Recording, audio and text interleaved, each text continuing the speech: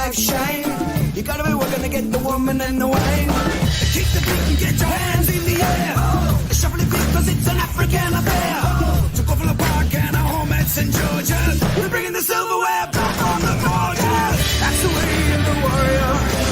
That's the way of the warrior. That's the way of the warrior. That's the everyday warrior.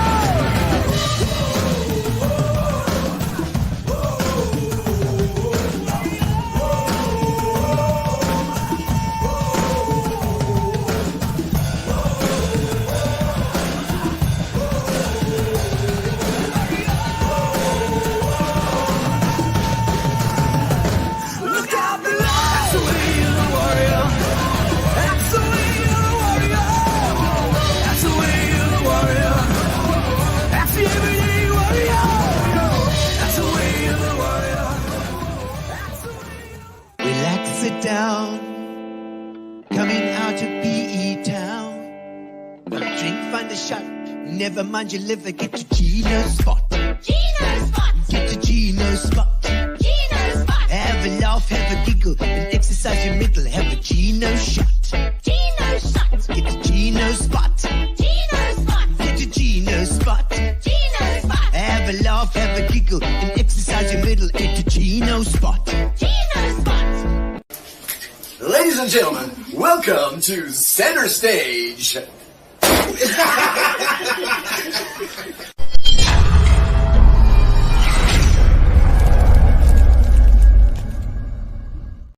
Welcome to Gino's Spot, ladies and gentlemen, on Tuesday. Always on a Tuesday, 6:30, every single Tuesday, 6:30. We don't miss out. We never skip a Tuesday. Even if we're not here, if we have to do it on Monday, we do a rebroadcast. So always keep your eyes open on Tuesdays for Gino's Spot. And also, obviously, our YouTube site is the best place to watch it as well. So if you haven't subscribed to YouTube already, please do. And you just push the subscribe button, and then you push, remind you, free of charge, every single week, that you can watch Gino's Spot, and you will catch up with people in and around PE, Eastern Cape people, anybody related to the Eastern Cape. We don't mind. We pull them on, and we are trying to connecting people in this in our local community, basically, because I was just talking the other day about the fact that these companies come in. Social media is one of them that just come in, take our money, and go elsewhere. We need to support each other in our community. So businesses that are within the Eastern Cape, we need to make sure we support those guys before we support overseas oaks and stuff like that. So this is part of what we're trying to do here as well, and also getting to know people from the Eastern Cape. So that's another thing. Is if you want to see who's who in Eastern Cape, in PE, East London, Queenstown, wherever it's going to be, you can log on to Gino's Spot, have a look, and you can spend an hour and a half to chat with whoever you want to meet, which is fantastic. Yes. So, ladies and gentlemen, thank you also to our sponsors. Thank you to Fitch and Leeds and Subran, who've been with them from the beginning, and Spa, who've also been absolutely amazing over the last 3 years. The guys from Spa, I just came back from a weekend with them now. This last weekend, I entertained their family weekend, and I love the fact that the spas are owned by families. You know, it's all a local thing. We'll try and keep it local. That's what we want to try and do. All right. So tonight we've got an amazing show for you. Why am I wearing my baggy green? Well, first of all, thank you to Fat Cats. Oh, Fires, you can get it out of the fridge. Fires is right there out of the things.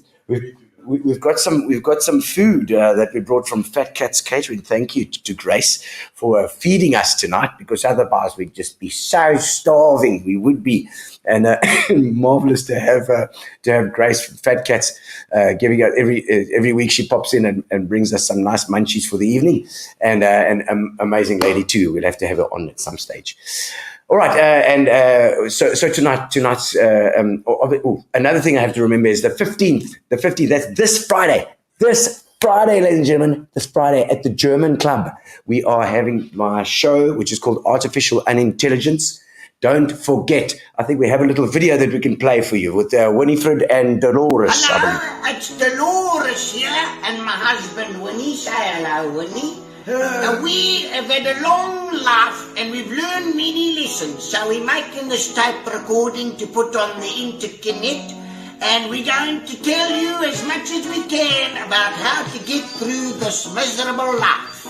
Well, you start, Winnie. You've got some advice? Well, yes, I have. It's actually quite simple to be wise. Just think of something stupid and then don't say it. Make sure you wake up by putting a mousetrap on your alarm clock. That way it'll prevent you from pushing the snooze button and going back to sleep. If you find you're getting parking tickets all the time, just remove the windscreen wipers. Where are they going to put the fine? Nowhere. Nowhere. I love to have my morning swim at King's Beach in the morning. If you swim with a friend, your chance of getting eaten by a shark dropped by 50%. You know, if a shark attacks you, just plunge your thumbs into its eye. And if that doesn't work, you can tickle its belly with your severed arm. It's only when you see a mosquito land on your testicle that you realize that there are much better ways to solve a problem than violence. If you have a nap and you're having a lovely dream and you dream about a toilet, it's very important to not use it. If you don't know where your grandchildren are in the house, just turn off the internet and watch them magically appear. If you start a phone call with, "My phone is about to die," then you can hang up at any time without being rude. To get rid of awful smells, you can put a dry tea bag into your shoe. But it makes your tea taste so bad it's probably not worth it. Liven up any conversation by telling people that you have a glass eye. And then you watch them try to figure out which one it is. We've kept the best advice to last. Go and see Artificial Unintelligence with Gino Fabbri. Book on Cricket or with Wendy. That's it from us, folks. This is Dolores and Winifred out. Bye.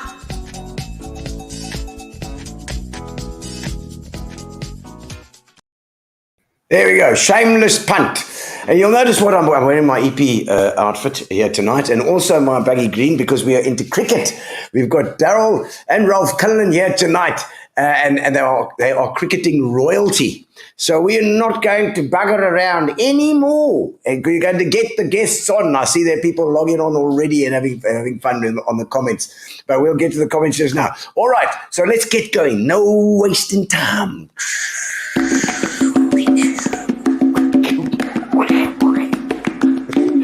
Oh, I don't know where it's coming. It's never going to come up. All right, get fires on. Get fires on. Let's go. Let's do this. And in we come. Now it's your turn to shine. All right. We're gonna have a lovely chat tonight. Thank you very much, Fabbri. Get your headphones in and our mic.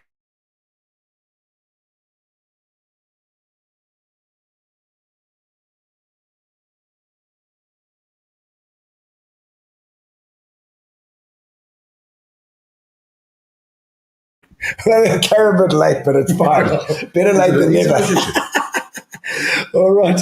Fires, we're in tonight and we've got... Always nice to see you. Cricketing royalty here tonight. I'll tell you what, this is absolute cricketing royalty, especially the little one on the right there. Yeah. You see the two of you there, Ralphie and Darryl? Yes, we can see them backstage, ready to come on. And I was just going to say, it's quite strange how when you have two brothers and one is such a good batsman, the other one's always going to end up being a bowler. And that's exactly what happened. He probably bowled 1,000 every afternoon. I'm sure. I'm sure once it's in a... Go on, it's my turn. It's my turn in the nets now. Yeah, it is. And obviously, you've been wanting to get Darryl on for a long time. Absolutely. As well. Absolutely. I mean, he's had an incredible career and very difficult to bowl to. Yeah. With his heat, I mean... This is I felt bowling to Darryl Cullinan. Very uncomfortable. But I think we're a bit cooler than where they come from. Queenstown, I think Ralph said, was 38 today or 39, and I'm sure where Darryl is. Yeah. Paul is probably just as hot, if not hotter. So Ralph's coming in from Queenstown. Well, let's invite him in. Let's invite him in. Yeah, just before we do, I'd just like Yeah. to thank the two brothers for coming on this evening. It's an absolute honour to have Darryl and Ralph on the show. Bloody marvelous, I think. Yeah, I think, absolutely. and So a thanks, treat boys. for our watchers as well, our listeners and Yes, watchers. yes. Ralph, welcome. Ralphie, nice to see you, Albin. Hello, gentlemen, to Gino and Fires and to Gary there backstage. Thanks for this wonderful opportunity. When you contacted me, Fires, I was very excited because, it's very special for me this evening to be able to talk about my brother, my soulmate, my confidant, Yes, well said. my brother through all my trials and tribulations. So very special. Thanks to you guys for this opportunity, man. It's a great pleasure, Ralph, and I'm sure he's brought you a lot of pride and joy over the years. No, he definitely has, and it goes back to, I think we were like 3-4 years old and we were playing in the backyard and I definitely got him out. I was convinced he was out. He never walked, I bet. He refused to hand the bat over. So immediately hit me over the head with a cricket bat. And that's why I became a pretty average scholar, I was all and I attribute that to his violence he took out upon me. He was never out. And that's where the love of batting came from. And whilst on the subject there, Ralphie, I beg your pardon, sorry, man. Yeah. Whilst on the subject, was he a very competitive youngster? No, look, as I said, when he stopped. Oh, disappeared. And Ralphie, sorry, we lost you for a moment. Yeah, it's all right. I'm back there. So, we used to play those days. We lived just down the road from the school. So we used to play street cricket. Yes. And there, boy, he'd get back and just command the stage, right, I must bat. And he made us bowl. I promise you, that street people knew at 5:30, no one drives in that street. Boy. What road was that? Come on. What, hours and trying to work him out, but he was never out, So he was Yeah. very what road, Ralph? Which road was it? Can you remember the Milner name? Street, where the Milner Street. 8 Milner Street, where the public swimming pool was. Okay. Gee whiz. And Ralphie, if I may ask, where did the cricketing gene come from, or the sporting gene? Were your parents a sportsman and woman? Yes, my mom and dad were very sporty. So we were born in Kimberley. Dad played cricket and soccer, mom played softball and did athletics. So, we certainly got off to a good start, Absolutely. Okay, I'm surprised you didn't go to CBC then, No. I think I was still in my old man's ball bag then, so.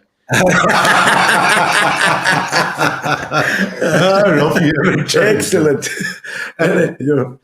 And Ralph, I assume that over the years you've watched a lot of Darryl's innings. You've followed him and gone to watch him live. Yes, I have. Been very fortunate. What I really enjoyed were those hundreds he got at Newlands. I think he got 4 or 5 there. 4 or 5 there, and they were splendid. Those, just the way he took ownership, took occupation of the crease, and just batted, and just batted through and made bowlers tired. He had that presence at the crease, which we all admired, and I found that very special. Yeah. And would you sit there in the crowd and say, "That's my butt"? Would you tell the people? I promise you, my T-shirts. So they used to just bulge, my mate. Bulge with pride. Yeah, Absolutely. Your own career, your own cricketing career. Did you have a bit of a go at it as well? Yeah, no, I played, but I was more B-section, kind of cricket. Okay. I liked it when it was in my half, Gino, But then it's worked out this I can't the back footer. Conveniently, but I was fine. So I played out of country districts cricket with Dennis Colstein, who in my time was a living legend, and that's very special, with guys like Dave Duncan from the Eastern Province. William Walker used to run in and bowl at us. tell us how shit we are and all the rest of it. That was my forte. So I was very lucky. He took me all over the world with Mr. Colstein. He was brilliant, you know. And so that's my level. You played SA schools though, did you not? Yes, I played SA schools. Rushmere was the captain. In 83, I was the vice captain. Darryll, Terence Lazar, Dave Rundle, Louis Forster, the late Louis Forster. Yes. She's a hell of a side. Yeah, we weren't bad at all. Our week was in Kimberley. So we played against Griquas, the Doherty, Uncle Mark Doherty. Got in there and just we like bowling to the Rock of Gibraltar, man. Eh? I can imagine. I love it. Especially on that track there. It didn't bounce much higher than that, did it? No. We were he just picked us off. Yeah. Man, and so no, you carry on. Because I mean, I presume you guys. What separates you? How many years separate you? 2. 2 years. So it's certainly competitive between the two of you. No, but it was a nice competitiveness. There was never there was never where the one wanted to outdo the other one. At school, I loved it because all I had to do, and it suited I was a bit of a push and product. So I just used to ball 1, 2, 3, 4, just get a little a 1, and stand on the other side. Yeah. And I knew ball 5 and 6, I put my skates on, bud. And I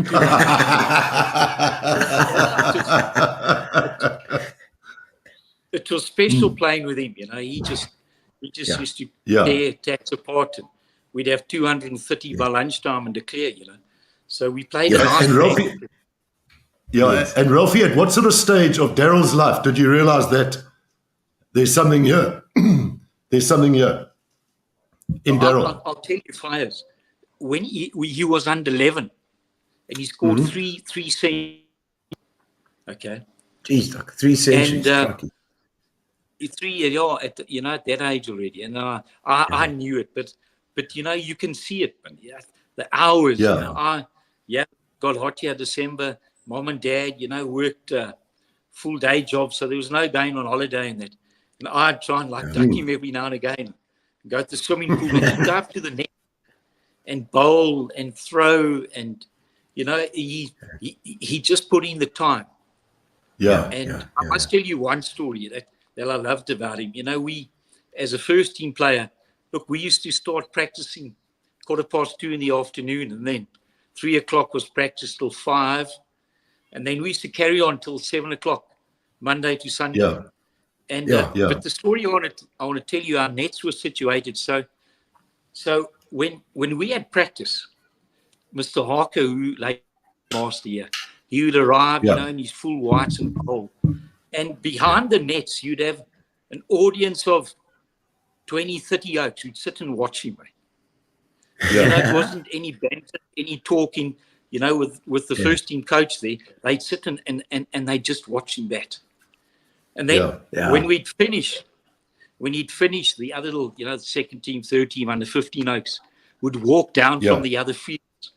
And as they got in line with the net, he used to say to them, "Hey, can you bowl?" Yes, no. Come and bowl me a couple.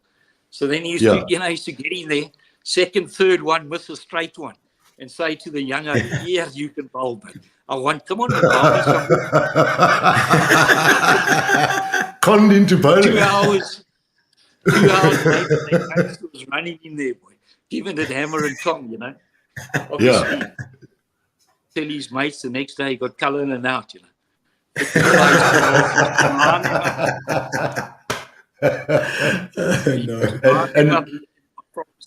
And they'd run him, and then he'd shorten, the length of the crease, and say, "Come on, if you pin me, if you hit me on the helmet, I'm going to buy you Coca-Cola tomorrow."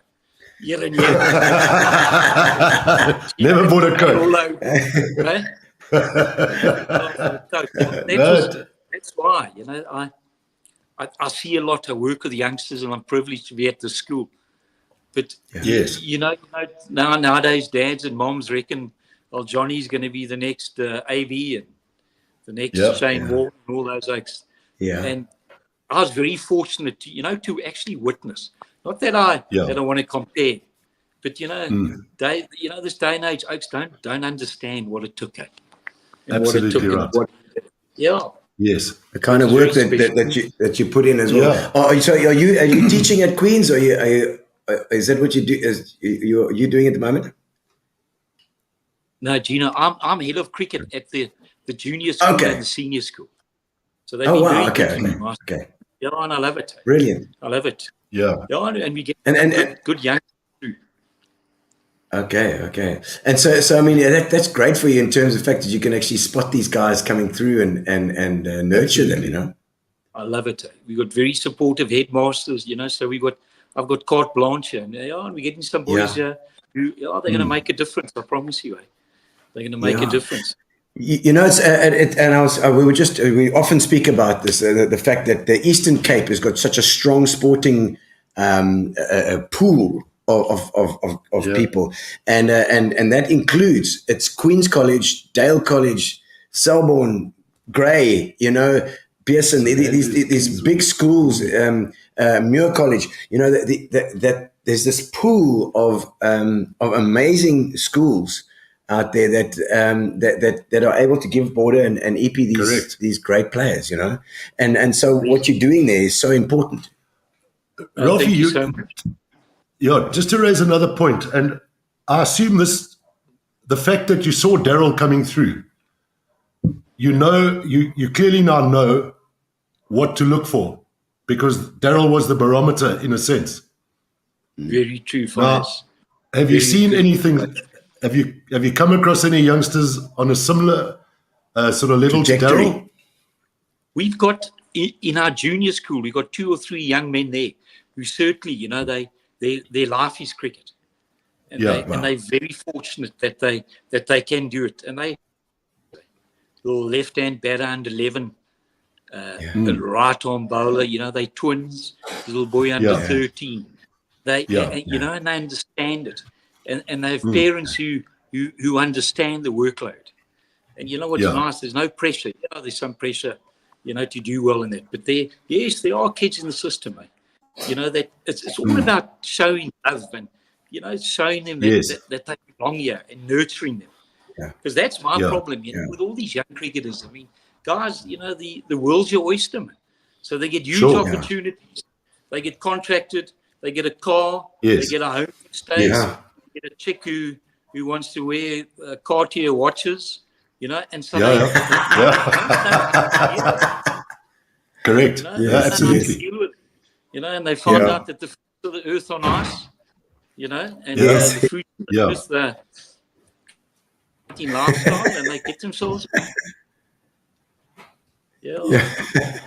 Okay, so Ralph, I tell you what, we're going to get your brother on right now. But before we do, if you've got anything that you can tell us that people wouldn't really know about Darryl. Anything they wouldn't know. That, obviously there's been a lot of talk and a lot of criticism with regards to certain matters. But, deep down, that heart is pure. There's a good man there, boy. That's all I can. Yeah. Okay. Yeah. All right. Well, with that stamp of approval, we'll bring on Darryl Cullinan. Ralphie. and Ralph, we're going to put you back in backstage. Thank you so much, Ralph. Right. Darryl Cullinan, the new batsman. Let's have a look at some of his great talents. Hopefully we can get on just before he comes on. We've got that's a good shot, and that's typical Darryl Cullinan. We don't know if we're going to get them. It seems to be slow. Okay. Come on just now. Well, probably as we're introducing Darryl, it's probably going to spring into the screen. Come on automatically. Darryl, how's it? Darryl. Hello, Gino. Hello, Fires. How are you doing? Yeah, good. I've just had to shed a tear or two there. That's what older brothers are. No, lovely. That's it. And the memories, the Milner Street. I love that. Playing cricket in Milner Street. That's got to be a lasting memory. Yeah. I'm surprised they haven't changed it to Cullinan Street. I tell you, they already named the Cullinan Diamond after him. I don't know if you guys had the opportunity, but I mean, street cricket was such a big part of our lives, wasn't it? And The Yeah, very neighborhood much. come around. Definitely. But you know, that For informal sure. play, a lot of kids don't experience today. And Yeah. funny enough, in the whole cricket world, Australia are leading the whole thing about bringing back more informal play, getting kids at a younger age less into academies, because there you Yeah. learn Yeah. the skills, competitiveness. I mean, Ralphie and I used to play test matches, and then we had a little garden. Then Bush was a fielder, and Yes. it was, you know what I mean. If you hit it over the wall, you had to go and fetch it, and you were 6 and out. So Yeah. those, I don't think many kids get to experience that, but those are wonderful memories. And Yeah. Yes. you know, Ralph played such a big part in my career. I mean, look, he's a very sort of humble guy, but he was a bloody good cricketer himself. He was. You know, Yeah, I remember him well, Darryl. Yeah. He actually I thought he gave it up a bit too early, but you know, there were family commitments in Queenstown he had to get to, and you know, we always joke. I always joke because I think had I had Ralph's personality, I would have been a far better cricketer and more likable person. And had he had my talent, then he would have been a far better cricketer. You know, I think it requires a bit of an edgy personality as well, though, Darryl. I think, you know, in life you've got to make stands here and there, you know. So certainly a person who stands up for what you believe in. Yeah, I think it's, look, my mom always said to me, one of your problems is you don't suffer fools gladly. And I think being forthright at times has certainly cost me. I think on reflection, I'd look back on my career and even my life and think twice about certain things. But, you know, those are also your strengths. Your weaknesses can also be your strengths. And I never, and I don't know where it came from, and even at a young age at school, I never had a desire to be popular.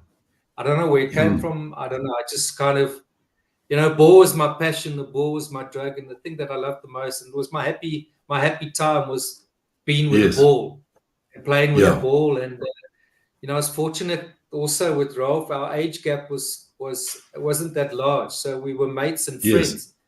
I think you'll find a lot of probably sporting families and where that's been the case, where you've had siblings who spend so much time together playing. And yes, he did do that. Story about hitting him over the head with a bat is a true one, because my mother I thought you were going to say it's bullshit. Is it true?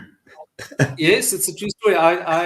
She loves to tell the story, and the condition when we played was I had to bat first and I had to get one chance. And I can remember days where I got out and I went inside because the bat was mine. I don't know why the bat was mine. It's my bat. Ralph said, no, you've got a chance. And then I'd go and, no, I had my one chance. But it didn't apply to him because I think he was more, you know, he was more relaxed than I was. But I got, you know, that approach and that type of thing. And I think we both were very fortunate. We went to a very good cricket school. And, you know, you touched on the Eastern Cape schools and the competitiveness. And we both were playing club cricket at 11, 12 years old, which I don't think you see much today. You know, we'd go down to the old man's was playing club cricket. You know, you'd score, and then one day Oak didn't pitch up. Then you started to field, and then we started to play. And I mean, I played in the Queenstown League, and then there was one particular game that had not been for Ralph. We were playing for Queenstown against Cambridge. And Cambridge had two opening bowlers who played for Border. And I was 13. And Ralph said to me, we came up to bat. And look, it was a pretty flat wicket. But remember, there were no helmets. And they weren't even wearing a thigh pad at that stage. I said, no, man, go and get some runs. And I got 100 that day. You're kidding me. I'm sure you remember it. So, yeah, so I don't think it's ever been broken or whatever. And in 2011, I got played for Madeira Park against Cathcart. And we had old Gavin Gearbox Kemp. I remember him well. After he said, and again, I got 11, you know, just had a box on. And I think I was in about 10. And one was short, and I got my hands tucked up behind me, and I gloved it straight to a guy called Chris Sheard. You might remember him, Fies. I do. I certainly do remember him. And they appealed, but then we had your own guys umpired, but it was behind my back, and I thought, you had 11 years old. He didn't see that, and I stood. You know, I think but that was, we were fortunate, you know, growing up together and in an environment in the sport mate school where you know, that was your life. We could be home at 1:30, have lunch, and be back on the squash court at 2:00. Yes, or where we needed to be, which, you know, it's a lot more difficult today, I guess, in the world. And just to digress for the moment, before we get back onto cricket and into your cricket career, tell us a little bit about where you're staying at the moment and where you are and what you're up to. Yes, what you're up to now. I live in Paarl. We've been Joburgers for about 30 odd years, and then decided about 2 years, look, we'll do the semi-migration. I was trying to get overseas for a while, and just couldn't around cricket. You know, cricket's kind of been my passport, but I think, you know, at my age now, and the opportunities aren't what they would have been perhaps 15 years ago. So we thought we'd come down to Paarl, and we're enjoying it, I must say. It's a beautiful part of the world, as we all know. Yes, my kids lovely. my young boys. I've got 4 boys, 2 from marriage 1, 2 now from marriage 2. So they love it down here. They had a nice school and played sport. And, you know, I've been the eternal sort of traveling salesman. So I've worked here and there and done that. And I've joined a cricket club, Drakensberg Games Club. You would have maybe played there, Fires. And I did. So I'm kind of helping out there. No, I did. And next month I'm in India. So I do a month of coaching out there. So my life still kind of revolves around cricket and what cricket kind of has to offer. But now things have kind of slowed down a bit. So I'm quite happy just sitting back and enjoying what I can. And who are you involved with in India, Darryl? Is it with the IPL? No, I haven't been fortunate enough to crack anything like that. I've traveled to India virtually every single year. I was involved in it with MS Dhoni and his academies for a while. Yes, I saw that. This trip I'll be in Delhi with Madan Lal. Remember Madan Lal, 83 World Cup team. Correct. And he's got a big coaching set up, and I've got a good Australian friend who's invited me over, and then we'll do some individual coaching as well. And then I've got a friend who's a shoe manufacturer down on the East Coast, near Kolkata, in a town called Bhubaneswar. He does all the world's cricket shoes. So I'm going to go spend 2 days with him. He does about 40,000 pairs of shoes a day. I love going to India. I love going there. I enjoy the people, and like, you know, as you know, they're cricket mad and they appreciate your presence. And you know, if I wasn't attached right now, that's where I'd be living, because there's fantastic opportunities around cricket. So yes, Fires. That's our kind of I keep busy and raising 2 children, 2 more boys. He's like, And are the boys showing similar pride to what you had or showed when you were at their age? I couldn't tell you, Fires. They love sport, eh? They love the sport. So, gosh, I mean, I knew Paul was rugby mad, but I didn't realize they were this rugby mad. So they've got pulled into that, and they do a bit of everything. As a dad, I'm just happy they like it. They're soccer mad, though. I must be honest with you. They soccer mad. I mean, soccer's done an amazing job on the kids. Incredible on YouTube. It's my oldest son can tell you just about everything about every player and teams around the world, and it's quite. It is amazing. It sounds like the little Gavin Cowley's going on. Yeah, very much. No, they're two good boys. My older boys are 27 and 22 now. I haven't seen them for a while, but my oldest son's an actor, so he's right now in the arts. He's on Showmax at the moment doing Catch Me a Killer. He's one of the serial killers. So he's played a good. Fantastic. I'm hoping that he gets a break, but that's his passion, acting. That's really fun. He could have been a good cricketer. We'll have a look at some of these comments coming up, because there's a whole bunch of comments. Darryl, let's have a quick squiz and see if we recognize any of these names here. I see Sean Sullivan. How's it, man? How are you? Hello, Shawnee. Sean, Davina Lovemore is Davina Coombs saying, how's it? Gareth Wilkinson. So good evening, gents there. Keith Clark. The Nuck. There we go. Fireboard without a castle. There we go. No castles yet tonight, Nuck. Only lights. There we go. Ralph, we miss you at Langebaan Golf Club. That's Ralph. Here we go, Langebaan. Craig Edmondson, Spicy Biscuit, just a small beer for you. There we go. Jumbo. Love this man. Love Darryl's humour. Keep it going, says David. Hello, Davey. Stuart Vincent says, try and get James Cast on the show. That's a good idea. That's a good idea. I certainly won't be here for that show. Yes. No, we I know that James can be a loose cannon. He'll be great to have. No, that's fine. That's fine. I'm really enjoying this one, guys, says David. And Brian, how's it, Brian Soraya? Of course, there's Brian. Sorry. Yes. And great show. And Bobby Watts says, how's it as well? Hello, Bobby. Quentin Cook, Uncle Fires. Hello, my obviously a youngster coming on the show there.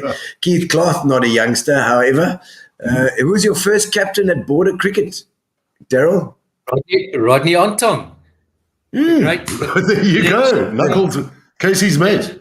There we are. Is that him? Yeah. Okay. Correct. I say I've said it.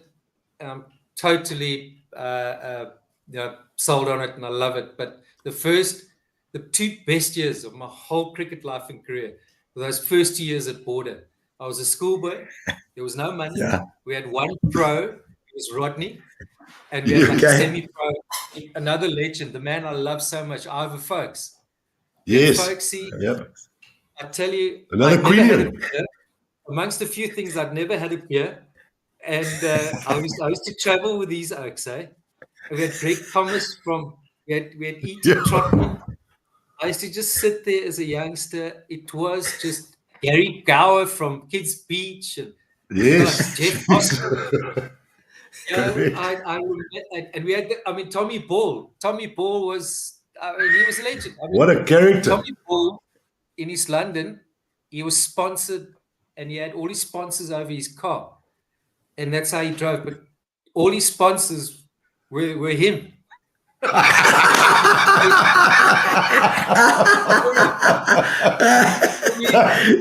Gotta put your money where your mouth is, man. Yeah. How old? He did his own car up. How old were you when you made that border side? Were you 15, Darryl? Just short of, I think I was 16.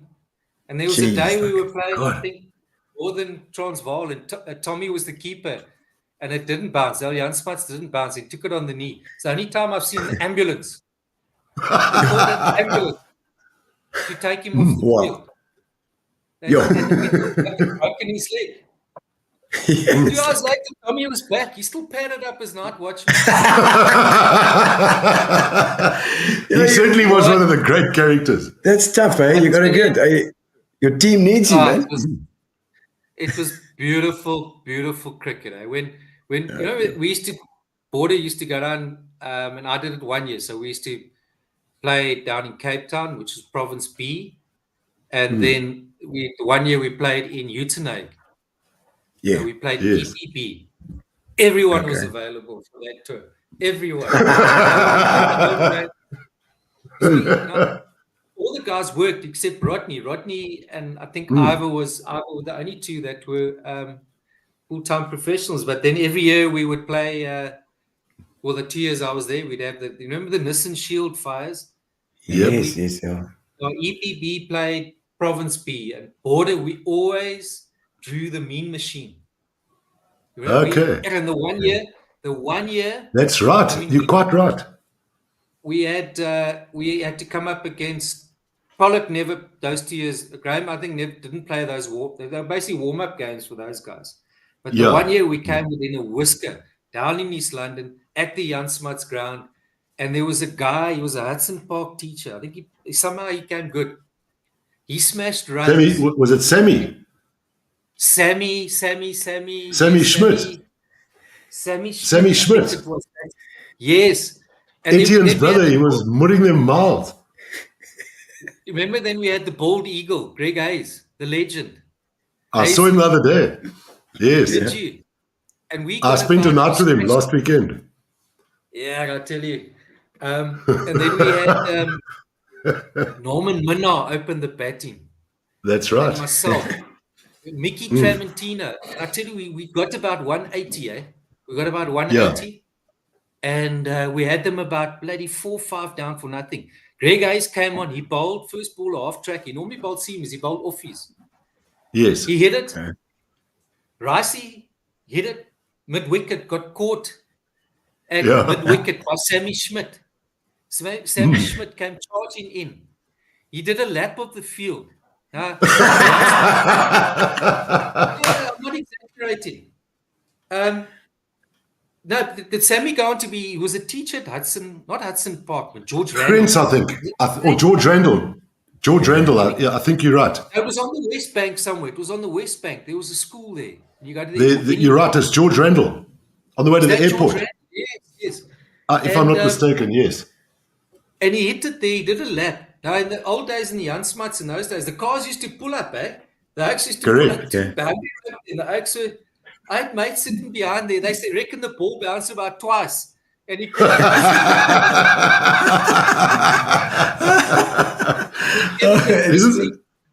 Kevin McKenzie saved their bloody bacon, as things would be. Eh? But shit, they were lucky days. Eh? The Oaks were lovely, man. Brian and if only, those were lucky days. I mean, you know them. Those They're brilliant. I see Brian. That story's still being told. I see Brian does say Sammy was from Uitenhage, Etienne's brother. That's correct. That's correct. the one. No, listen, he moved, as Darryl says, I think he moved 80. And it was in a huge gale force wind. Jeez, like today. And they were going up. Bloody, like, skyscrapers and swirling in the wind. He's been known to hit a couple around as well at the tail end there as well. I tell you know what? Fires was our last prayer many times. Go Fires, come on. Sorry, I let you down many times. You're going to see it. But listen, I mean, there was $1 million man there, IPL. Yeah. Compare Fires van Vuuren to Chris Morris. No disrespect to Chris Morris. Fires, you would have been no less than a cricketer than him. You're a better bowler. Well, I can't say. I mean, you could hit I a long can't. But it's difficult to say because never gave him the chance. Thank you very much for the compliment, but we actually talking to you. Yeah, imagine you. Keith Clark says he was known as Etienne was known as Wunder. Is that right? I like those names. He's a wonderful guy. He really is a great character. Wunder Schmidt. That's Sammy's foot. Sammy, I'll tell you. And I remember for Ivor folks, every single morning you walk in the changing room, he'd have his Coke and his toasted egg, cheese, and tomato salmi. That was the first day I walked into the border changing room. I was in full school uniform, tie on. Yeah. I had my little cricket case, and I stood at the door. My father said to me, "You say good morning to the captain. He's Rodney Ontong, and you ask him where you may sit."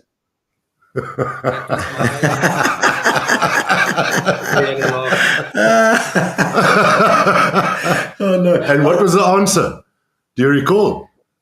Youngster. He called me youngster. Youngster, you can sit there. But you had to prove yourself, you know. But that was the process, wasn't it? You had to earn their respect by getting runs, and luckily I got some runs, and so you found your place. That's how you found your place in the team. And I was going to say about Ava as well, Darryl, not far from that toasted egg and tomato or whatever it was, with a packet of fags. And the Actually, Brody had a smoke halfway through the thing. Which sportsman? I'll tell you. Can I tell you the story? That trip I was talking about, where the guys went to Cape Town, Western Province B. I think I was writing exams. So I caught up with the guys in Uitenhage, and my roommate used to be Norman Minnar. Yes. And Norman, I got in the room. I just arrived down day before, and he was fuming. Jesus this, Jesus that. I cannot field short leg again for this Ivor coach he's bowling. He pulled up his shirt. He had been pummeled because Folksy bowled it quite slowly. He gave a bit of a. He says, look at this. I promise you, I'm not lying. He was pummeled. He was blue. Yeah, I tell you what. So if I remember, we bowled first, and Ivor came on. You know, he was a wicket taker, so he gave it a bit of air and that. Yeah. There's Norman under the lid. And Norman wasn't, after all the talk and whatever, he wasn't going to on the field cause a scene, was he? So he took his punishment. It was a couple of balls. It was a couple of balls, and I can't remember the batter was. He swept it, but it just missed Norman. Norman, that was it. Jeez.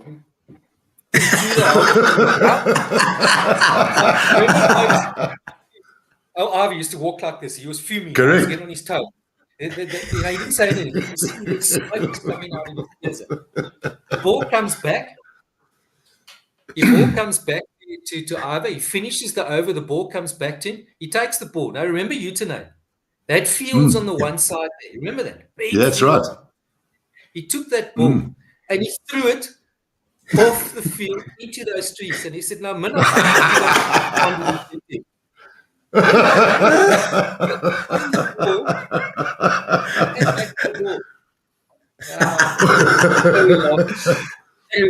man!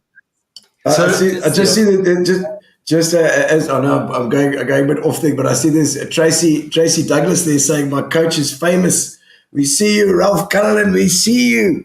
Love Georgie and Leo." There we go. Ralph's in backstage at the moment. Ralphie. Just some of his. Their teachers, their coaches, famous. So, Darryl, it was perhaps then inevitable that you weren't going to hang around in East London. How did that move to Western Province come about? No, fires. Look, I mean, remember in our days, the idea, even the thought of international cricket never entered your mind. So you had to go and study.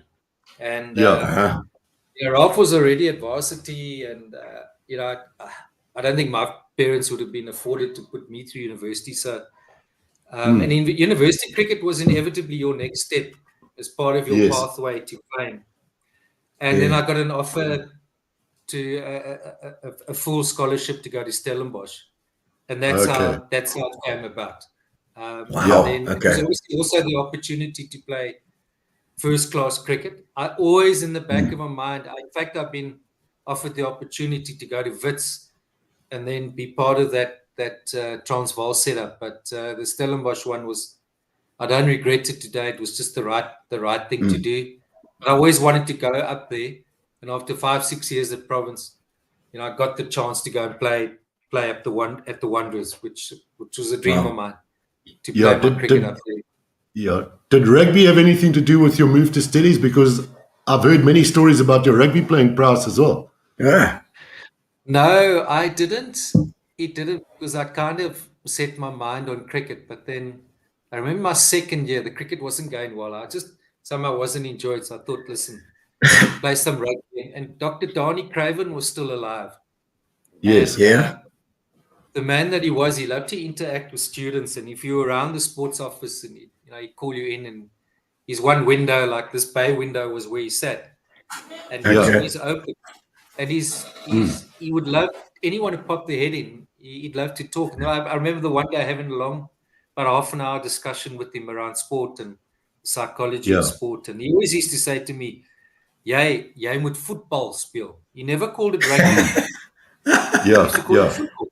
He used to call rugby football. Football. Yes, sir. Craven week. He was a massive influential figure. So I decided I'd play. So well, I see this rugby history going there. Rob Taylor says here, he says, good stories. Have you spoken about the 84 Queens rugby side? Lucky to beat us, Grey Boys. He says, Jason Venn was tasked to take out Lust. Did a superb job, and we forgot about Cullinan.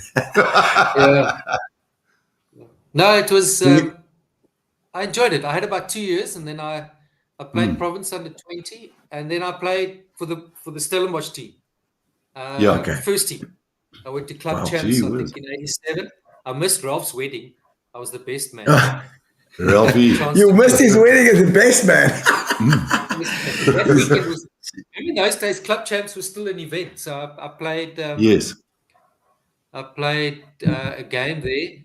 Yeah, I tell you, it was still initiation. So after the game, They wet your pants, and I think Barley Swart put me on his shoulders, and it looks like Tian Strauss was playing, and Barley had his run up, and they flat hand you on your backside, and we won that. Oupa van Zyl, we played at Kings Park. Oupa van Zyl was my opposition guy, and then the following year, I out of the blue got a call up for a Western Province trial. A friend of mine, I vaguely remember that. And so he'd read the newspaper, the Cape Times, and he phoned me. I was in digs, the phone, and someone said, "There's a phone. Listen, you've got to go. You've got to go to Newlands tonight." Remember, it was still a cold, wet night. I didn't even have a license. So he said, "Listen, don't worry, I'll drive you there." And they were trialing. It was myself, Anton Chait, and Lance Sherrill. We were going to play Nas's team, Bulls at Newlands that Saturday. They chose Sherrill. I think it was because there was a move. The backline players were against each other, and there was a guy, Neil Berger. Remember him? I remember him well. The wing. And they did a switch. Correct. They set me up on purpose. So they did a switch. The flower to the inside, the wing came straight through at me, and I was 78 k's in those days. I'd never been in the gym, so he just ran past me because I let him run past me. And then there was the coach was Divan Serfontein. Now they selected me. Then I was playing in the second team at Stellenbosch. He's frozen there for a minute. They called me up, and Divan Serfontein was the coach. Might have to put him off and in, and we'll see if we can get him back again. But I see Ralph's also gone there. I'm not sure what's happened there. Maybe we're back again. We lost you for a bit. Back. So anyway, as I politely let Neil Berger pass me, Divan Serfontein was at the back there. He shouted, "Cullinan, ons soek ouens wat kan tackle." Are you supposed to tackle that? No one in world rugby could tackle that, man. So anyway, that same night, I had one of my great sporting highlights in my life. I was Donnie Gerber's fly off for all of about a minute. I was Donnie Gerber's fly off. Because they're now trialing us. So I take the ball, the scrum half, I take the ball on the charge, I gooi a left pass, Donnie standing about 5 meters back. And as I tell you guys today, all I hear is, "What the fuck gaan hier aan?"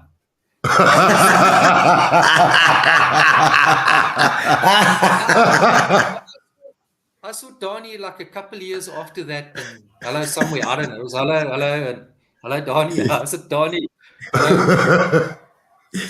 So then I have my moment. In 2015, I do a trip to Dubai. It was one of those, they rent a couple of South African sportsmen, a lekker trip, on the house VPs, plenty functions. And Herschel Gibbs was with us, and Donnie was there, myself, Nas, and a couple of other oaks, and I don't know, social media influencers. So Donnie and I play golf, and look, he's a man of few words, but I mean, he's a shy guy. Yeah. Absolute hero for me. And so I had my moment. We're on the bus. So it's him, me, and Nas. We're waiting for the rest of the crowd. We've done our bit, so we're sitting on the bus, talking, just talking whatever. So I said, "Donnie, do you remember me?" Hy sê, "Ja, jy het mos cricket gespeel, man." Oh, Donnie, don't you remember me? I was your fly off for a minute. This is like, looked at me like, where now? Wat bedoel jy? Ek was loskaart. So I went through the story with him, man. And Nas laughed at, and I said, toe ek hy paas gooi, daar staan jy agter en sê, "What the fuck gaan hier aan?" Did he remember it? I played with a lot of flowers, but I'm sorry, I don't remember you.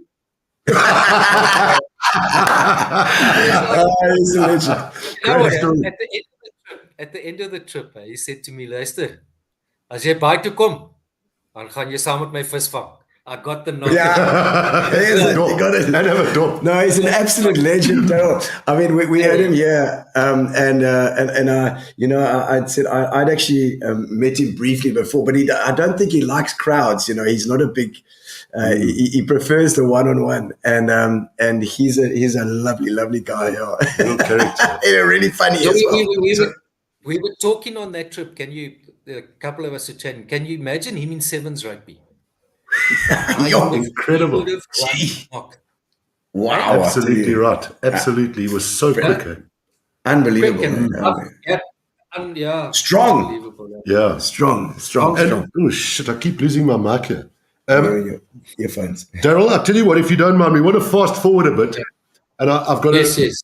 Well, certainly if you don't mind, you're talking to your accountant, aren't you? Yeah. They've got their accountant coming in. Just remind him, extra noughts. Yes. Yes, we've got another show after this. Yeah. A couple of things that really intrigue me. Let's just talk about your batting for a minute. You certainly did make it look easy. And I'll tell you, not that I was a great bowler by any means, but there were occasions when you felt as if you were rushing some relatively good players, and then you'd come in and suddenly you'd feel a lot slower. And you seem to have so much time. And I can recall I didn't feel like that. Trust me. There was one incident, which I think I mentioned to you on the phone when we spoke yesterday, I think it was. I'm not sure if you were 15, 16 or 17 when we first came across you in East London or first played against you. You got 70 and 55. I know you were at Queen's because I saw you drinking a Fanta Orange there afterwards with Ivor Folks, who was a very good mate of mine. He had played in Port Elizabeth. You got 70 and 55 and you really made it look easy. You had an ability to adjust. You'd be coming forward, hang on, and you just rock back. And in one motion, he was able to do things that only a freak can do. Really? No, I'm being serious. This bloody microphone. Do you feel there was something in the way? What were the things that you did in your play that were maybe different from others? Bloody microphone. Look, I think I was fortunate that going to Queen's and I had very good coaching, even school coaches. Yeah. We had a professional every year, and I was probably to my detriment, but too much of a perfectionist and a bit of a technician.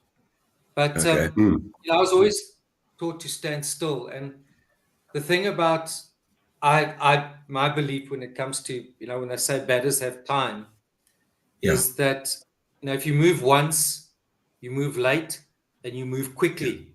That is something that I remember Bobby Simpson, the great Australian coach, talking about. So there's minimal movement and that ability to pick up the line and length from as still a position as possible. Then created that I guess the illusion where you kind of had time. But it's an interesting one because no one's been able to prove it.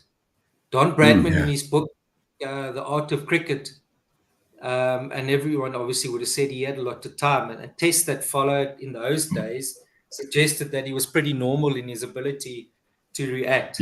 So but I would put it down to probably having a good technique and watching the ball and being still and moving late and moving quickly, which is something I try to impress upon kids. But and having good hands and that type of thing, which kind of always. But I say today when I look at cricketers and young kids, and I've learned after about 25 years coaching young kids, all I say is you got to have enough talent.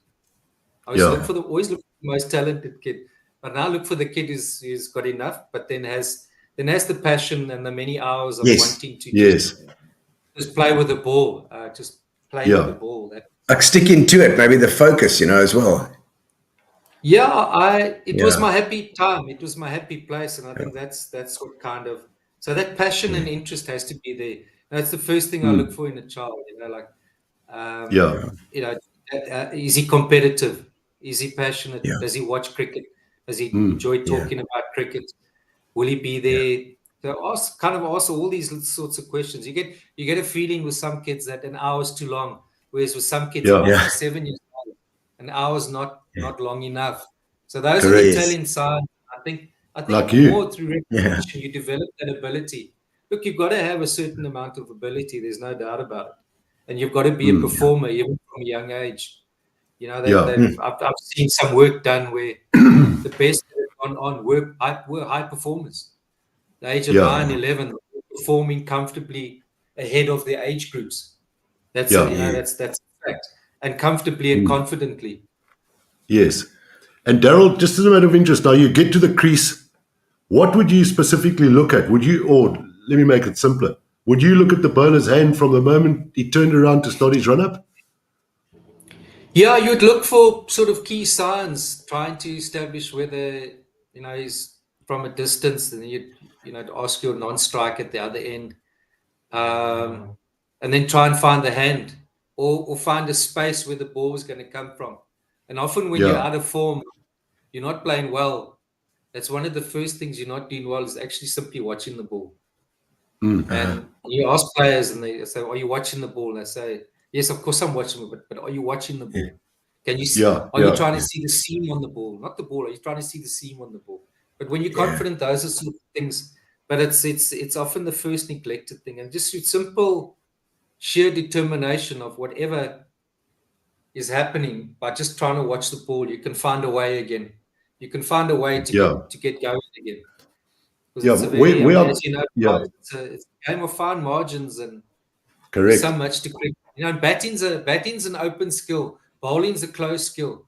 So batting, there's all those little things about it, and mentally, and all this sorts of stuff.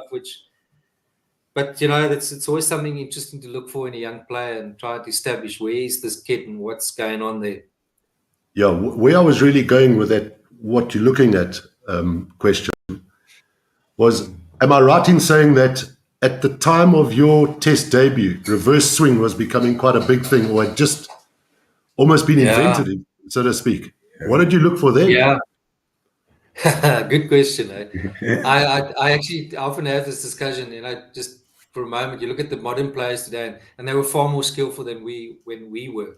Imagine them doing all these 360 shots against incredible. But I mean, we ran into the Pakistanis with the masters, Wasim and Waqar, and Imran, and then going back to, they talk of the 70s, Zafraz Nawaz. Yes. But there's no doubt that they doctored the ball now today with 23 cameras and very skilled cameramen who know what to look for, skilled directors and producers behind the scenes. They can quickly spot what's going on. So the camera angles and the stuff are very different. So I was actually talking to someone the other day. I remember playing a one-day game where Wasim and Waqar didn't bowl until over 25. And we were queuing up to get against the new ball simply because that's the time that if it's going to swing, it's going to swing conventionally. They didn't bother bowling. Over 25, 30. My debut was a one-day game in Durban where we bowled them out for about 130 odd. We were 100 and I think 1 for 1. And I think Hudders had got a 50. I don't know who opened with him. And they bowled us out. I remember that. And suddenly, I mean, I walked to the crease and Waqar was bowled like 2 away swingers, which I left. I might have played and missed. The third one looked the right line and length. I went on one massive covered right. It was the other one straight through the gate. I remember that quite clearly, in fact. We then toured, I think 95, the sort of back in early 95. We toured Pakistan. We played a triangular with Australia. Ourselves and obviously Pakistan. We lost 6-0. We got hammered. And Pakistan beat Australia. And Kepler was still captain. And we, after 15 overs, were like 34 for 1. 34. These buggers were 100, 120. EJ Ahmed, Amis Sohail, Saeed Anwar. And then Bob Woolmer, it was his first trip with Hansi, Bob's first trip. After that trip, they booted Kepler and they made Hansi captain. We were coming back 96. And we said, listen, we've got to, after over 15, have 120 on the board. And the one thing we had to work out a plan against reverse swing. So that's when the whole thing We stood deep in our crease, we stood back, and then we relied on the non-striker to try and see something. Yeah. The bowlers run up talking about the hand. And if he glimpsed the ball, in those days, the one side would be darker, and they keep one side bright. But there's no doubt that they were running their fingers through the court to see the pan zip was coming into it. There was no restriction. So they worked hard on making sure. But Fires, whilst we couldn't make it reverse like that as much as them, because it required that sort of action. It required the wrist. It required that sort of that. And Wasim was a master with the wrist. So very much so. If he saw if it was going to be reverse swing, he hold his bat in the left hand, leave you as a right-hander. The right hand, if he thought it was going to go, and if he wasn't sure, he just kept the bat in front of him. Yeah. And that's how. And then if it wasn't working, you just had to simply try and watch it through the air by changing your position in the crease. And so there was no big shots. You couldn't line up a bowler. You couldn't line up the bowler like today. And 2 new bowlers were supposed to fancy the bowlers. They actually made it life easier for the batters. 25 overs each. The Kookaburras still hard and new. So there you couldn't line it up. So you just deflected those two. And Wacko was a sort of bowler where he would come close and you think you're away swing of Fires, you think he's going to take it away. But then from there you would do that. Then he'd come wider and you think that's going to happen. Yes. And he'd take it away. And even on their wickets, he could still make you duck a little bit. But he didn't have a great slower ball. And used to often, he somehow used to, 2-3 games he bowled me slow ball first up. And then we played a game in Singapore a little bit on the next time we came up. And I got set on the back foot. I knew the slow ball, but he wouldn't have a good one. And I pulled it. And we both had a good smile about it. But those were absolute brilliance. Those and Wasim could go round and go this way and go that way. And short run, a quick arm. He's the only tell us about. No, say the only fast bowler. I faced that the first 3-4 balls, if he got it right, I felt that you were out. Because you didn't know what it was going to do, and he had this quick arm which took a while. Sorry, I interrupted you. No. I was. I just saw a comment here against saying Shane Warne. Were you? How was your relationship with Shane Warne? You see this comment. No one look in Test cricket. He got me out 4 times in Test cricket. I averaged 11 against him. But the only thing that irks me about all of this, and when it comes to Warne, is that no one gives me credit for my one-day record against Australia. Now, some batsmen like to claim themselves as one-day heroes, Yes. But I've never been given credit for that. But look, he was too good for me in Test cricket. And he got me with the flipper early on, and then it became like a mental siege thing. Yes. And then I didn't have a way out. And if I look back on my career, I refused to play into the spin. And that was the release shot, and hit into the spin, because I was taught, you always go with the spin.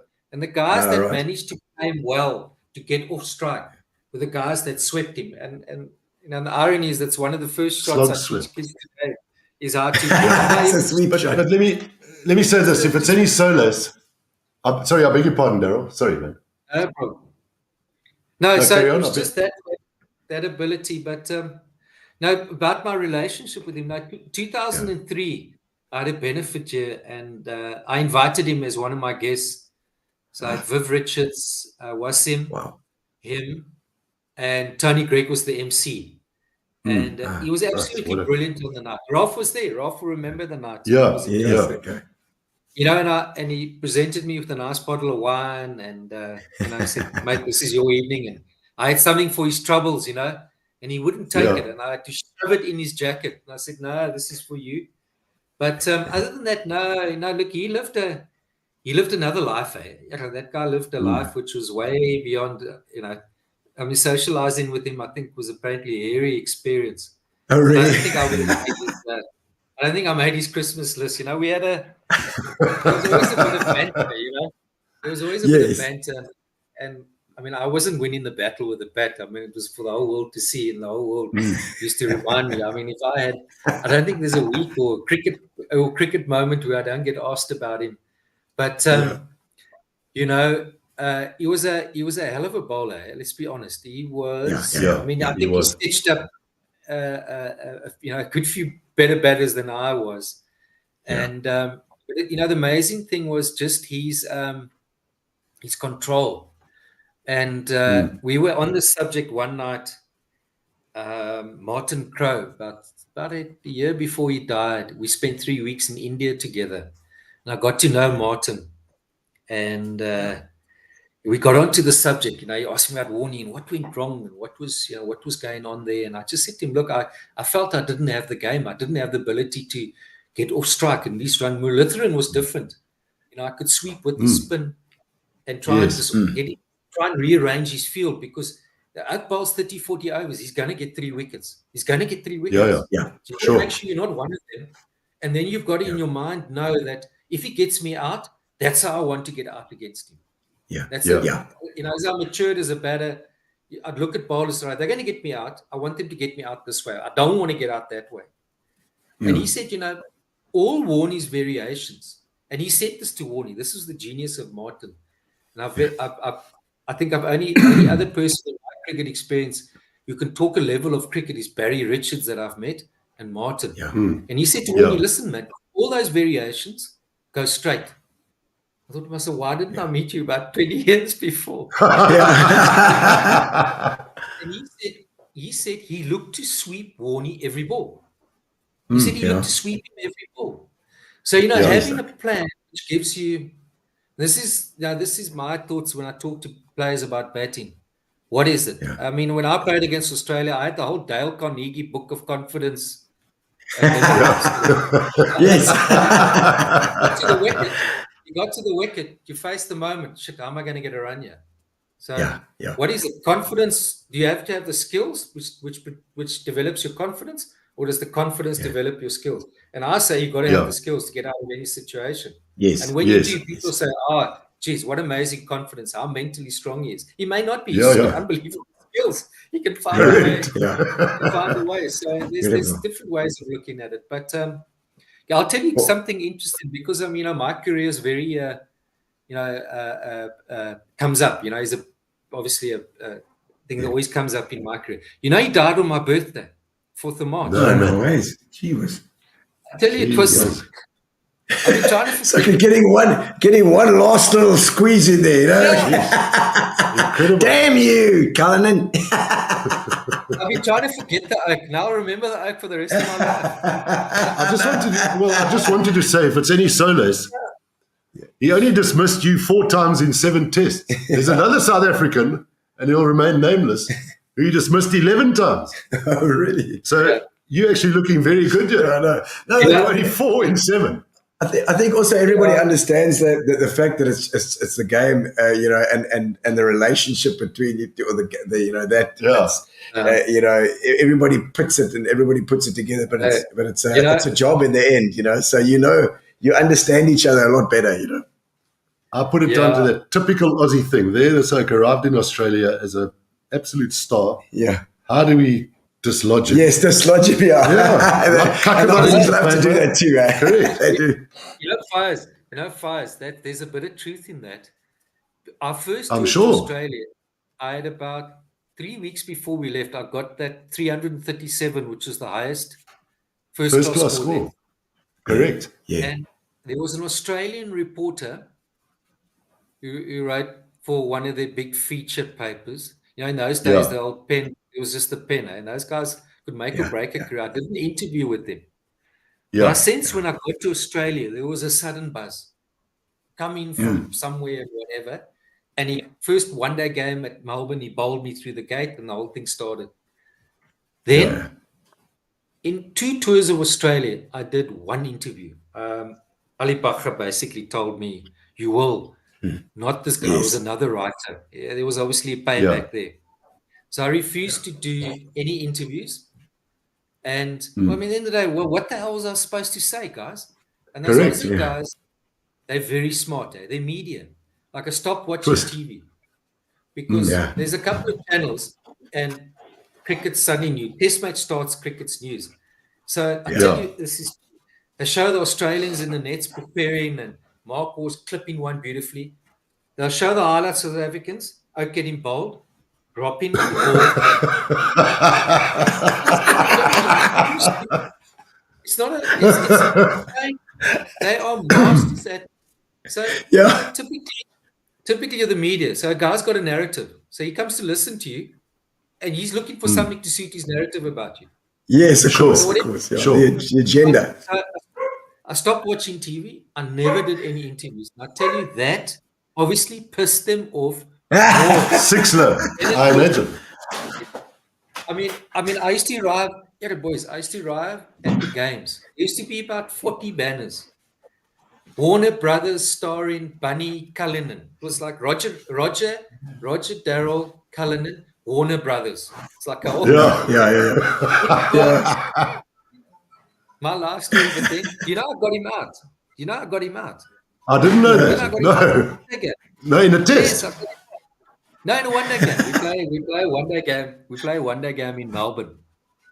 And we just couldn't quite always beat them, mate. And we got about Sydney. I lied. It was Sydney. It was brown. It was turning. We got about 120.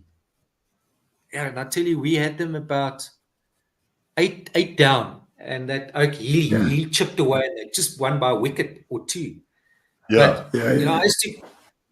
used to bowl. I used to bowl slowly, sort of offies, and I always made a point. Any young cricketers out there, always bowl when the captain's batting in the nets. Always bowl to the captain. Clever, good thinking. And it was the sort of wicket, that sort of wicket where you just got to bowl it slower. It was just stopping. And so Hansie said, listen, come on, and just do what you normally do. Second ball, Adam Gilchrist debut, caught and bowled Cullinan. Adam Gilchrist. Big wicket. And then Warnie came in, I think at about 7. Dave Richardson was the keeper then. And I bowled one, and I bowled one short, and he pulled it for 4. And he turns around to Richardson and he says, what the F is this out bowling here for? Next ball, bloody submarines on him, out LBW. It was I don't know where it was. I don't know where we were. We were sitting having a drink, and David Boone was in our company, and suddenly this story came up. He said they fell off their chairs. They laughed. That's good. Amazing, man. The next game, I can clearly remember they were obviously South Africans. There were 2 or 3 banners up. Warnie Cullinan's bunny. Darryl, just fast. Yeah, carry on. We are running out of time here. As I mentioned earlier, they've got a guy.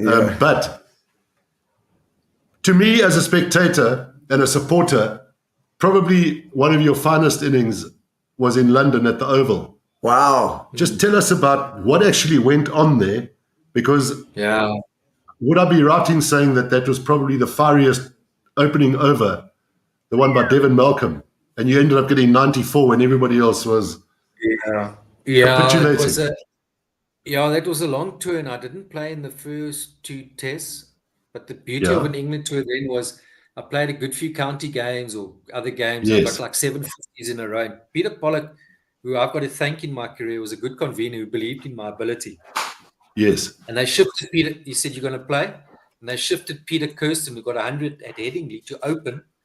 And I came in at the 4 spots. It was Kersey was gone, and so it was a quick wicket. Of all the wickets in England, the Oval's considered one of the quicker ones. And I remember talking to Mike Atherton years after that, and he said that was probably the quickest he's ever played on in England. And I got a couple in the first innings. I really felt out of my depth there. But second dig, but this was, I never thought I was going to make that tour, because I think it was after my first tour of Australia. I thought they're going to, Peter Pollock believed in me. I was driving in the Free State somewhere. At 3 o'clock, they announced the team, and I knew, so I was determined. I walked out. That was my opportunity. Fast bowling was, but I was so clear and so determined. And when you're facing pace like that, it's actually good, because it doesn't leave anything to doubt. You simply, there's an element of preservation here. You watch the ball. So I think my skill and my willingness to try and get behind it but he bowled quick. He obviously clicked, and he was known for that. He clicked and he bowled, and I think Varney had hit him on the head, and then I played with him. He said that right, he's going to sort these guys out. The very next summer in England, I played with Devon. I spent a season with him at Derbyshire. Lovely man. Yes, and he ran him, but just consistent pace, which Alan Donald was brilliant at as well. They just bowled the same pace. And it went through. I think a lot of it had to be the situation I was in, where my career was at. And I think that innings bought me a good few test matches. So, but I took a lot of, it was just one of those things. And he ended up getting your highlights. We haven't got too much time left, but maybe one last story. That surely I want to hear about your highlight for you, the highlight of your career for yourself. I think if I look at my career, I had a very interesting career. So I started as an absolute amateur at 16. I then we were professional amateurs. Then we became. I love this Eastern Cape as well. I love it. Yes, and then I became a professional. I was part of the old South Africa. I played. Okay. I fought on the field. I fought off the field. I was controversial. I think few have had all its good and its bad. Few have had sort of a career that I've had. But if I think of my career, which something I'm very proud of. I mean, at one stage in my career, I held 5 individual records, and I think any person that's ever played in their country, in any country since cricket started. When I was the youngest first class centurion, I had the highest first class. I had the highest test score. I had the highest list A catches. And I'll tell you another one. And these are Andrew Sampson, who's the stats guru. Yes. He told me 2 games left in my first class career. Because then I was doing a bit of commentary and my paths were crossing with Andrew. He said to me, do you know you've 228 first class catches in this country? But you tied with 2 other cricketers. So wow. And that was How's Fires. Do you know that was Eddie Barlow and Graham Collins? Wow. We all Those 2 remaining games, I never saw the ball come near me. My last game, I even went for a caught and bowled and decided I'd bowl myself. So you hold that 5 individual records at the same time across that. Anything about my career which I never gets acknowledged is my fielding, which yes. And my dear mom sent me the cutouts in 92 in a report newspaper, rated the 5 best fielders that he'd seen or played against in 92 then. Yeah. Of that select group was John T. Rhodes and Colin Bland was in. Wow. And he rated me the best all-round fielder of them all. Yeah. I never get acknowledged for my fielding. So I can recall your fielding ability. I had an eventful career, and my highlight was, and in closing, I met Viv Richards as a young guy, and he kind of known a bit. And he said to me, it was actually informally, of all places in London, walking through Harrods, and I'd met him a year before at Somerset. Jimmy Cook got 100 against him, and Jimmy introduced me.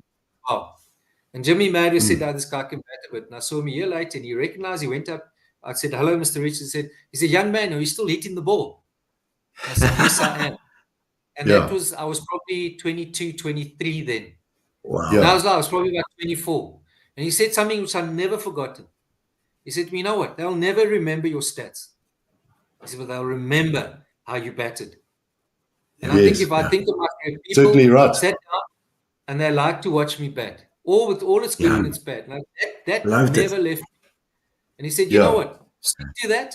And that's what they'll remember for you. They'll never remember your stats. Maybe a few propeller hits, but they'll remember how you. I think I put absolutely. My last question here. Yeah. From a quick bowling point of view, who was the biggest handful for you? Oh, as a young guy, I think Sylvester Clarke. Remember him? Can I quickly tell you a quick story about him? 1983, playing for Board against Transvaal. We have a drink. Remember, Sylvester used to come in the change room, put a bucket of beers down and drink. Correct. That was his hello, quiet man. Yeah. And you Big bucket as well. Yeah, and I said to him, tell us about Viv Richards. Tell us about Viv. We were like Viv, and remember those 83 and 484? Anyway, Yes. you know those West events. They had this Viv, not. That was it. I thought, fuck it, seriously. And fast forward, 2003. I invited Viv to my benefit dinner. We hooked up in the Caribbean tour, which was my last tour, and we played a round of golf. Now, with that history in mind and knowing, okay, because Sylvester said to me, Viv, in his first class career, never got a 50 against Barbados. And Viv played for Antigua. Yeah. I asked Viv, I said, Viv, now Viv's been through the 76 Australian tour with Thompson and Yes. their best. He Unbelievable. played in the Packer series. He's faced them all through that era. Correct. Yeah. Correct. No helmet. Just give me one guy. Just give me one guy. Who is the worst fast bowler that you ever that you hated facing? And he said Sylvester Clark. Off the bat. Yeah. No. You're unbelievable. That was because the right-hander follow. He used to pin guys, man. And I think But you actually did well against him. Beg your pardon? No. You didn't have a bad record against Sylvester, if I remember clearly. You scored runs.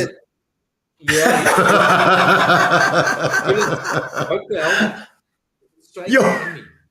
Yeah. But you could run from 10 yards. But when he went wider, you knew. I think he would have been called, and I think that's why he only played 22 test matches. Yes. But, yes. Sadly. He died at 42, Very sadly. But very Viv sadly. says to you, that was the guy I least wanted to face. The second guy I least liked facing was Brett Schultz. I hated Schultz. Yeah. Jeez, and Oh, man. That blind spot there. I think he was the guy myself. I used to really, I can honestly say to you, and I told him, he was a mean bastard. No, very much so. Fast bowler's temperament. Oh, Darryl. It's been fantastic talking to you. Listen, are we going to get Ralph on quickly just to say goodbye as well? And while we're doing that, we're going to do the competition. It's been great talking to you. Ralph, are you there, bud? Yeah, I'm back. I was watching you in the corner of the screen here. I thought you were nodding off. But I want to tell you quickly, I just tell you, It's been great talking to you. Thank you. It's been an absolute honor. If there's a right shot, we'll eat them all, boy. What's that? The music off. Thank you. I got it. But guys, thank you so much, man. Internet. And I don't know if Gary can get on the competition. We're going to see if we can get our winner tonight. All of you, we're going to give away a case of Fitch and Leeds, and nice. we're going to see if there's any. Jeez, see if there's anyone who's going to win. Ray as if he needs it. Here we go. We got the Fitch and Leeds. Ray's SAB, so he'll enjoy that. Ralphie and Darryl, thank you so much. It's been an honor talking to you guys. Two Queenians. I'll be in touch.